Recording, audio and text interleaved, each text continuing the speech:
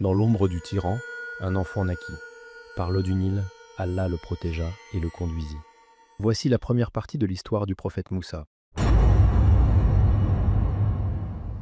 La nuit pesait sur les maisons des enfants d'Israël. Dans les ruelles, les soldats parcouraient la ville à la recherche des nouveau-nés. Pharaon, le tyran, avait ordonné ce massacre, car il craignait une prophétie annonçant la fin de son règne. Chaque porte pouvait s'ouvrir à la violence, chaque pleur d'enfant pouvait attirer la mort. Dans une maison modeste, une mère serrait son bébé contre sa poitrine. Les larmes emplissaient ses yeux, tandis qu'elle regardait le ciel invisible au-dessus de son toit. Elle savait que ni les murs, ni les verrous, ni même ses bras ne pouvaient protéger son fils de l'armée de Pharaon. Alors son cœur se tourna vers celui qui n'oublie jamais.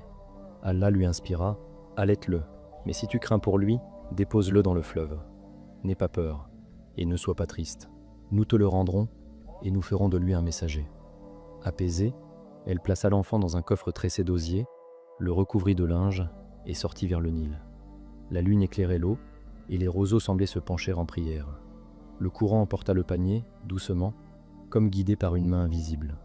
La mer suivit du regard, chaque vague était une séparation, chaque clapotis une promesse. Le Nil porta doucement l'enfant jusqu'aux rives du palais de Pharaon. Des servantes aperçurent la caisse entre les roseaux. Elles la tirèrent hors de l'eau et l'ouvrirent, un bébé s'y trouvait, paisible. Elles appelèrent aussitôt. Quand la nouvelle arriva au palais, Pharaon, méfiant et cruel, dit qu'il fallait le tuer. Mais sa femme s'interposa, touchée au cœur par la vue de l'enfant. Elle dit à son mari, « Il sera la joie de nos yeux, pour moi et pour toi. Ne le tuez pas. Peut-être nous servira-t-il un jour, ou peut-être l'adopterons-nous. » Ainsi, dans la maison de l'ennemi, grandit l'enfant choisi par Allah.